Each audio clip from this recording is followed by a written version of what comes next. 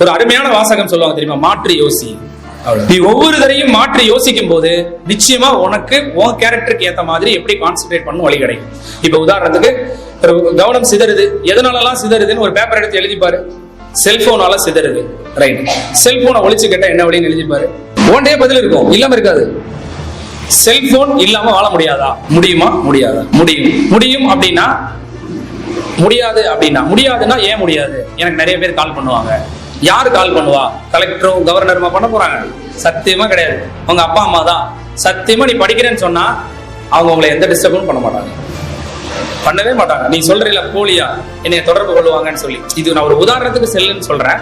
இன்னைக்கு செல்லை யூஸ் பண்ணி தான் நம்ம படிக்க வேண்டிய சூழ்நிலையில் இருக்கோம், அது வேற விஷயம். பட் இருந்தாலும் என்னுடைய கான்சென்ட்ரேஷன் மிஸ் ஆக என்ன காரணம்? நீ உட்கார்ந்து எழுதுனாலே என்னைக்கு விடையை உனக்குள் தேடுகிறாயோ அன்னைக்கு உனக்கு ஏத்த மாதிரியான விடைகள் உனக்கு கிடைக்கும். The best motivation is self motivation.